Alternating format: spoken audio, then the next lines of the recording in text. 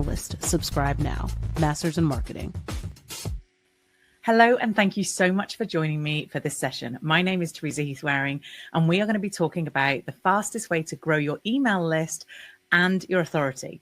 So I wanted to start off by saying this is probably one of the best testimonials I've ever had. And I'm just going to highlight the bit in the middle to you, that they had massive goals for what they thought they were going to do for a first start of launching their membership, and they far exceeded their goals.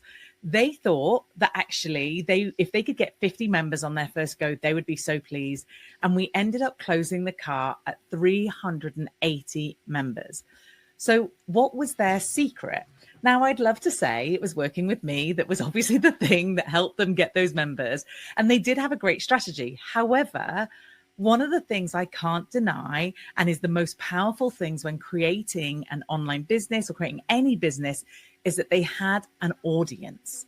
And one of the best, absolute, most perfect audiences you can have, as I'm sure you know because you're here at this summit, is an email audience and an email list. Now, there's this great quote from Denise Duffield-Thomas that says typically between 1% and 5% of the people who are on your email list will buy from you. And I don't know about you, but I immediately go to, what's the math on that? I mean, am I the only person who sees a launch online and goes, okay, how much did they make on that launch? So let's imagine you have 100 people on your email list. You're roughly going to sell between 1 and 5 of them. Let's say you have an email list that's 10,000. You're roughly going to sell between 100 and 500. So as you can see, the more people you can have in your audience, the more people you can have on your email list, the more likely you are to sell more. And those numbers kind of correlate with no matter whether you're starting small or whether you've got huge numbers. So the key question here for you guys is, how do you get an audience? And in turn, that audience to become an email list. So I'm sure you've all seen a very basic funnel before, and this is very basic. So we start at the top where we've got free content, and I tend to talk about long form and short form content. So your short form content is going to be things like social media, maybe reels or TikToks. Your long form content could be YouTube, it could be podcast, it could be a blog, and that tends to be free. And then the next level down from a content point of view is your gated content. And what I mean by gated content is content where they've had to actually say they want to be part of it. And this normally is an email list. Sometimes this can be a Facebook group, but basically I like to call it a kind of hand raiser, that they have watched your free content and you don't know that they're watching your free content necessarily. As a podcast host, I have no idea if someone is listening to my podcast unless they tell me. Whereas the gated content, they have to actually do something. They have to put their email address in or raise their hand and go, yes, I want to know more. And then at the very bottom, we've obviously got the sales and the customers. And as you can see from my very, put together funnel, the more you get in the top, the more you get in the bottom. And obviously people drop off. So how do we get new people at the top of that funnel? Because once we get them into the top, we can then start to bring them through and turn them into customers. There's loads of ways to grow an audience, loads of them. And I'm sure you guys are doing a lot of these anyway. So you might have a blog, you might have a podcast, you might be doing social media, you'll have a website. But having been in the marketing industry for 20 something years, I can tell you that sometimes this can be slow going or expensive. If anybody has tried to organically grow an Instagram, you know it's not that easy. And you can accelerate this by putting money behind it. But what I want to talk to you about today is a strategy that you can use that shouldn't cost you any money and is going to accelerate your audience, your expertise, and your email list even faster. Other people's audiences. So this is an audience that has already been built by someone else. So where do we go and find other people's audiences? It's not as easy as just like nipping down to the local supermarket and just buying up an audience, if only. One of the places, or some of the places that we find other people's audiences, are some of these places. So we could be talking about blogs, events, we could be talking podcasts, social media, online events, groups. Basically, where do people hang out? So for instance, speaking here at the Guru Summit, this is another person's audience. This is someone else's audience that I've been able to come and present to you guys and have a conversation with you. It's a really, really effective strategy of getting in front of other people's audiences when they're already built. So how do you get in front of them? In today's presentation, we're going to cover off these 4 things. We're going to look at how you want to show up. That's really, really important. We're going to look at where you find those customers. Where are they hanging out? How do you add value? And then how do you make the offer? Because once we find out all those other bits, you actually have to ask to go and be in front of their audience. So let's start by looking at showing up. I have 2 questions that I want you to ask yourself. The first question is, how do you want to show up and what are you good at? Now, this is not necessarily the same thing. There are things that you might be okay at or good at that actually you don't like doing. Or there might be things that you would love to do, but you're just not that good at. And we want to be really honest here. We want you to show up with the most effective way that you can show up. So it's really important for you to be very honest with yourself in like, how do I present best and what do I like doing? So let's go back to the suggestions that I gave you, very similar ones at the beginning. Podcasts, speaking, writing. I personally do not like writing, so I would not offer to guest blog for someone. It just wouldn't work for me. You might be good at doing training. You might be great at summits, at attending summits and being speaker. You might be perfect when you go live, so actually going live with other people. I wanted to give you an example of someone whose real life has done this strategy. So this is the lovely Emma. I'm going to be talking about her all the way through this presentation. And she is a pediatric dietitian who really wanted to grow her audience. So the very first question I asked Emma was, how do you like to show up? What do you like to do? Now, Emma, very fortunately, is one of these people that actually is happy to do most things and is good at most things. So she's happy to go on a podcast. She's happy to be live. She's happy to be interviewed by someone. She can do training and she likes writing. So actually, in terms of where she could show up, it was kind of anywhere. So question number 2, where do my customers hang out? This is so important because often I will get people applying to come on my podcast and they pitch to the podcast and actually the people on there who listen to my podcast, they're not their customers. And that would have been a massive waste of time for them and me. So it's really important, although it would be very easy to go, well, I just want to get in front of more people. Actually, it's really important to understand where your customers are and focus on getting in front of those. So first question is, who are your customers? Now, I am not going to go into perfect customer profile, understanding your perfect customer. I am confident that if you are here, you have got that sussed. But the second question is, where are they? Where do you find these people? So a few places I want you to look at. What do your customers share? So go and follow them on social media. And if you've got some ideal customers already that are already buying from you, then make sure you're following them. What are they sharing? What podcasts are they listening to? What events are they going to? What sessions in different groups are they attending? What groups are they part of? And then another really good question is, where are your competitors showing up? Now, obviously, your competitors can depend. What is also really nice, who else is complementary in your industry? So, for instance, if we use Emma, the example of the dietitian, Emma has teamed up with and looked at other people who serve her audience. So, for instance, she did stuff with a sleep consultant, or she might look at where a sleep consultant has gone on different podcasts, because the chances are if the sleep consultant's on there, she could be a good match for that podcast too. So we want to be looking at, what are your customers sharing, where your competitors are hanging out, and also where your complementary businesses are hanging out as well, or where are they showing up. A really good small tip for this is, often people won't always necessarily share on their own feed, let's say Instagram, where they've been speaking or where the podcast they've been on, but they're very likely to have been tagged in it. So if you go to your competitor's Instagram and you head over to the tagged, you might be able to see what podcast they've been on, if they've been on stages, and where they're showing up. And then, of course, the final one is good old Google. And again, that's what we did with Emma. We basically said, go to Google and type in podcast series in the UK, because she's UK based, for mums. And it came back with a ton of different podcasts that she could be on. So just go and do that. Literally search for podcast for, and then put in your perfect customer. Okay, a little action for you. I want you to make a list of the places where your customers hang out. Again, you can literally just search podcast for whoever it is. Step number 3, adding value.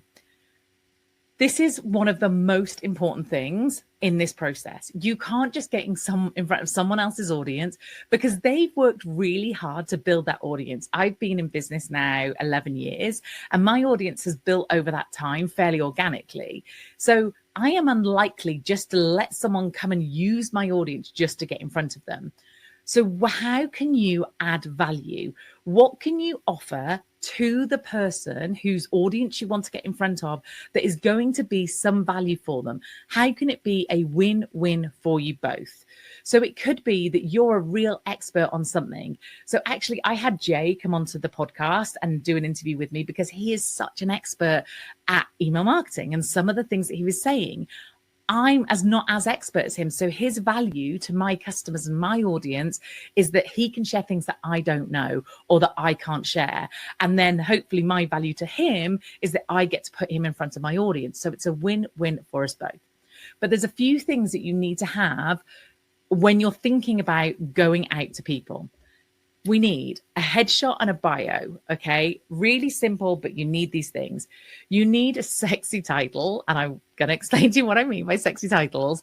You need to know how you can add value, and by knowing how you can add value, you need a paragraph, a description, and takeaways about how you can do that. Then you need to have questions that they can ask you. Now, if you're going to go on a podcast, that's really, really important, because you need to make, or I want you to make, the podcast host life as easy as possible. And by giving them questions that they can ask you, it makes it super easy. And then you need a lead magnet that fits, because that's the bit that's going to get them on your email list. And there's a really strategic way in which we do this. Let me just quickly go over a few of these things just to kind of cover them off. So I wanted to give you a couple of examples of really good bios. These were 2 people that have been in my world. We went through their bios and we worked them out. And basically, you're trying to make your bio sound so good. You're trying to make it sound like you are the best person in the world. Now, we never lie. We only ever tell the truth. But we do make that bio sound as good as we possibly can. So for instance, if I look at the one on the right, which is Georgia, she has a podcast, and she has a podcast that people listen to from all over the world. So by saying she is the host of a popular global podcast sounds awesome. And like, that's all true. She has people who aren't in the UK who listen to the podcast, and obviously they find it popular. They like it. So it's just about being really strategic. Years and years ago, I used to work for a marketing agency, and one of the agencies that I was involved with had this great line, which was a truth well told. And that's the point. We always tell the truth, but I want you to tell it really, really well. Okay, let's talk about sexy titles. I need you to come up with titles and descriptions of things that people want to hear about. So, for instance, Unlocking Business Potential, how Chris Hemsworth can master your mindset. I mean, how is that not sexy? Like, it creates curiosity. It makes you go, okay, what on earth has Chris Hemsworth got to do with business mindset? But it makes you think, I wouldn't mind finding out what that is. I did another one that's called The 3 Secrets Behind Your Multi-million-pound Launches, so that you can have your biggest launch yet. If you are my perfect customer and you launch, then how would you not want to know what was in that presentation? So that's what I mean by sexy.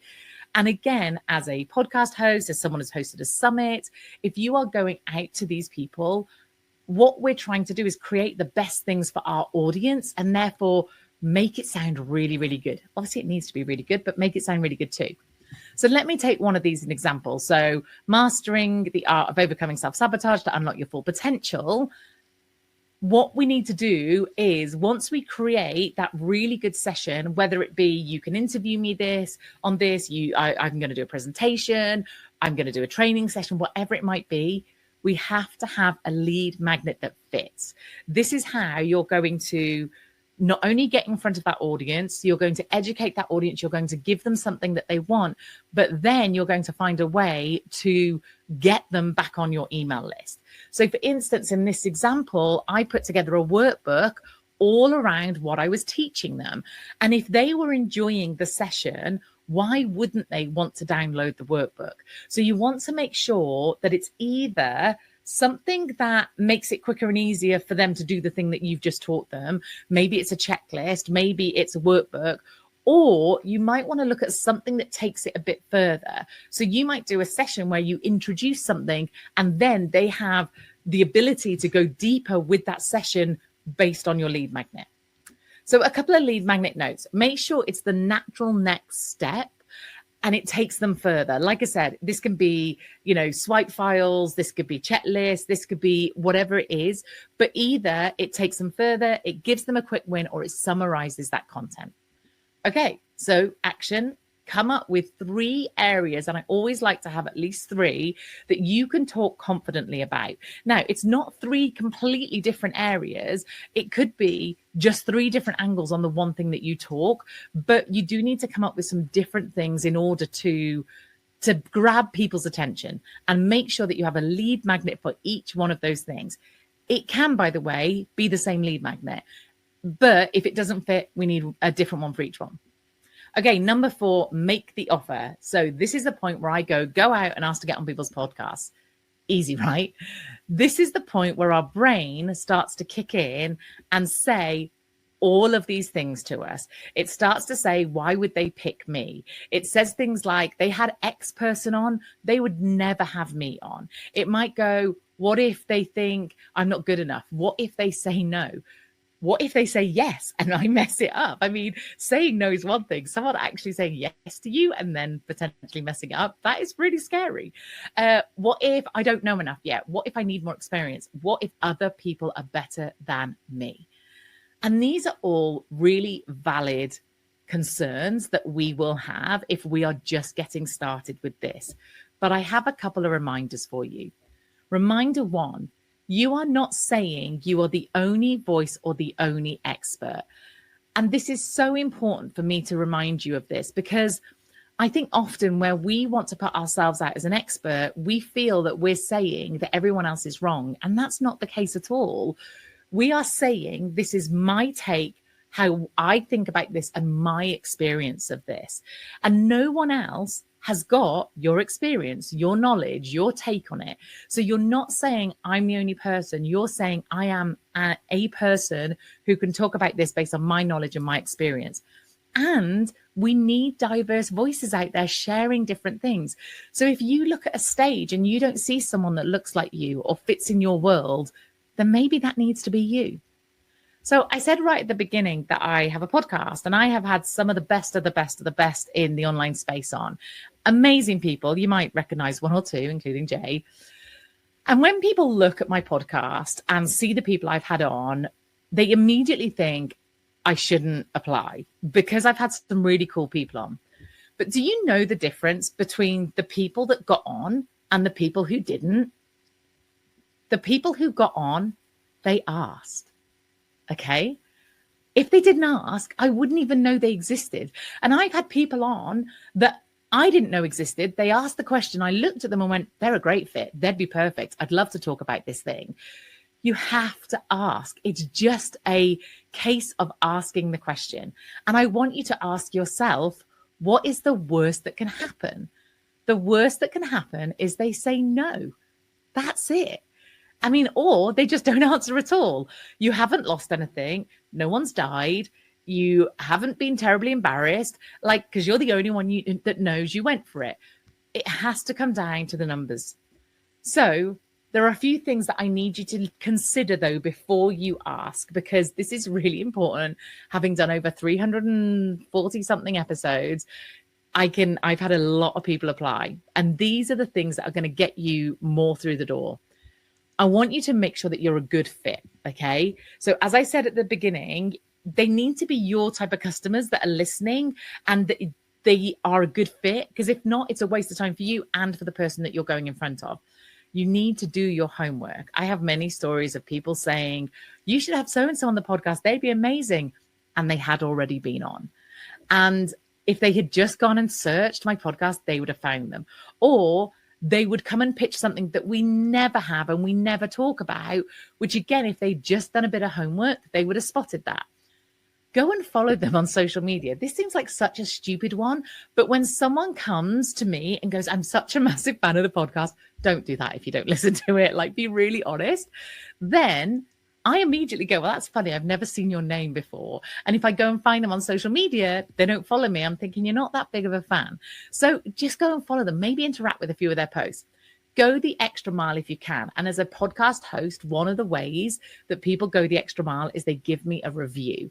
Honestly, as a podcaster, it's really hard getting reviews. So when someone who's pitching says, oh, and by the way, here's a review I did, and they screenshot it, perfect. Personally reach out. Again, I get lots of agencies reaching out on behalf of people. And, it's not that I don't ever say yes to that. But again, when I got some of the biggest people in my industry on the podcast, my first two guests of people that I interviewed were Pat Flynn and Amy Porterfield. And the way I did that was I sent them a video asking if I could meet them. And I flew 5,500 miles to meet them and take them for a coffee. But that ultimately then led to them coming on the podcast. Personal connection. And then make use of the connections you have. So when I had Amy and Pat on the podcast, I then looked around and went, who else do they know? Who could I get on my podcast? And I know that's getting people on mine, but the same thing. When you know someone, who else do they know? Who else could you reach out to? And the results you can get. So let me tell you about Emma. She doubled her email list in 6 months. Her Instagram is growing at an average of 500 followers a month. She is now actually just hit over 10,000 followers. She's had articles in all these amazing places. She has spoken on loads of podcasts, 2 of them being top 10 per industry. And people are now approaching her to do brand work for them. But more importantly, Emma, by doing this, has 10x'd her profit. So I want you to set yourself a goal. Your final action is set a goal to ask X amount of places a month. Like, you choose the number, but this is a numbers game. The more you ask, the more places you are likely to get in front of, and the quicker you're about to build your email list. If you've enjoyed this session, then please go and scan the QR code to get my 5-day visibility challenge workbook, where I take you through this much, much deeper. And I am really looking forward to answering some of your questions. Hi, thank you for attending today's session. I'm Lisa Bonacani, a Vice President of Data and Media Services at Guru Media Hub, and I'll be moderating the Q&A. Don't forget to grab the free offer pinned to the chat. Also participate in the poll, and we have the AI summary in the deck if you scroll down to the bottom of the screen. Now we're going to bring Teresa out for the Q&A. Hi, Lisa. Hi, Teresa. How are you doing? I'm good. I'm really excited to be here. Yeah, I loved your session. It was very helpful. Yeah, especially for a lot of people that are trying to build their brand and stuff. So I think we have a lot of great questions. So I want to jump in because I know we never have enough time to get them all done. Perfect. All right. So the first one is, you talked about gated content, so it kind of goes to that. We currently offer all of our video content for free since we want to make sure everyone can access it. We release a new video every week. Since the same information is also available on our social media, should we consider making some content exclusive to encourage people to sign up? Or is there another way to encourage people to stay engaged with the things we do? I think you definitely need something that is behind the gate. Yeah. Now, I wouldn't necessarily suggest that every video you do, you then create something additional for it, Right. but I would have something that takes them further. So let's say you were doing a video on, the 5 things on how to do something. You might talk about these 5 things, and then you might go, oh, and I've created this resource, or I've come up with a list of 10 things, or something that's in addition. And that could be Thinking about that. Yeah. Yeah, it doesn't have to be a checklist or a download or whatever. It could be more videos, or you could mention a point in a video and go, we take you further in this video. But you definitely need something, because we need a reason. We're very selfish people, as in, like, humans, we think of ourselves. So Yeah. you have to give me a good reason as to why I'd want to go and do it. Why do I want to go and get on your list? Right. And then kind of to that point, like, so they do sign up, and then they're not really engaging when they start sending emails. Like, do you have any tips on how to get them to engage? So this kind of almost goes back a little bit. what sometimes happens is if your lead magnet isn't specific enough, Okay. then what you end up doing is you end up getting people on your list who don't really want to be there or aren't your customer and therefore aren't going to engage. So for me, it's really important to make sure that the thing you're offering is as specific to your audience as possible, so that you know when someone opts in, they're only really your perfect customer. The other thing that is so important is that onboarding sequence. So when they join your email list, your very first email would send them the thing, right? So don't try and do anything else in that email. You literally just say, here's the freebie that you asked for. And then you're going to send probably another 4 or 5 emails that warms them up, that hopefully gets them engaged to do something else and really kind of sets the scene. But if they're not engaging, then we really have to think, okay, is that lead magnet bringing the right people in? Because normally if there's a disengagement, it's because there's some dissonance between what they thought they were coming in for and what you're actually delivering. Yeah, that's excellent. Yeah, I totally agree with that. So also, will using content to generate new opt-ins slow down now because ChatGPT is giving all the content away? Yes and no. Obviously, AI and content is a big issue. However, I think this is why it's even more important to do the strategies I'm talking about, because I'm a real person sat here on a real screen talking to you guys. You're not AI. And I think we need to show our face even more than we would normally do in order to go, look, I am real, I'm authentic, I know what I'm talking about. And the point I made towards the end of like, it's your experience, it's your take on it. AI can't do that. I talk about growing online businesses and I talk about webinars, and I give the example of the first time I ran a webinar and one person turned up. AI can't tell you how that feels because AI and there's never had one person turn up. So that's where showing up on podcasts, stages, training, like wherever you could put your face or put your voice, that's really important. Yeah, I know. I've been hearing that a lot during the last couple of days. Okay, so kind of to the point of like getting the confidence there. Buyers are so hard to write. I always feel like I'm bragging, so end up stripping out a lot of my accomplishments. How do I get over this fear? Okay. Hello. We need to make this bio as sexy as possible. Yes. As a podcast host, and as someone who's had guests for years and years, we've actually paused for a bit while we go onto YouTube, which is very exciting. But I read bio after bio after bio, and you need to stand out. So when I read that bio, I want you to show off. No one else is going to do it for you. No one is going to go, okay, the bio was rubbish, but let me go and have a look at them. Oh, they're really good. Like, this is almost your first impression, your one time. I want you to tell me why you are such an amazing big deal. And often what happens, and what could be a useful tip, is get someone who knows and loves you. Maybe not like, I wouldn't give it to my husband or anyone someone else I'm in business with, or someone who knows me from a business point of view, and I would get them to read it. As part of my programs and what I do, I read people's bios for them, and I will go, this is nowhere near sexy enough. You really do need to show off. Oh, good. Yeah, I agree. I mean, that's the time. How are you going to build your brand otherwise? 100%. Yeah. Okay. So I know you touched about like people reaching out to get onto your podcast, but a lot of people are on the other side, like as new podcasters. So a couple questions related to that. Like, how do you ask people to want to be a part of it, especially if you're small? Can you do email reach out? Like, do you use the same tactics if you're on the other side, like a small podcast trying to gain traction and get bigger names onto your podcast? Okay. So the tactic is, whether you're reaching out for you getting on someone's podcast or someone coming on yours, it's how much do you want that person is how much effort you put in. Yeah. So my example I gave was Pat Amy. I sent them a voice message. I sent them a video message saying, I am willing to fly 5,500 miles out there in the UK to take you for a coffee. I didn't even ask them to come on the podcast. It was just, can I take you for a coffee? Right. And they said yes, right? Yeah, now, this was a long time ago, so I'm not sure Amy would do that now. But that got my foot in the door. But I would not have done that to someone who wasn't as big as Amy and Pat, let's be honest. The same, if I'm going to reach out to someone else's podcast for me to be on, because I do my own reach out every single week, this is still something I do. Then if they're a really big podcast I want to get on, then I'm going to create a landing page for them. I'm going to record a video just for them. Like, so it's the amount of effort.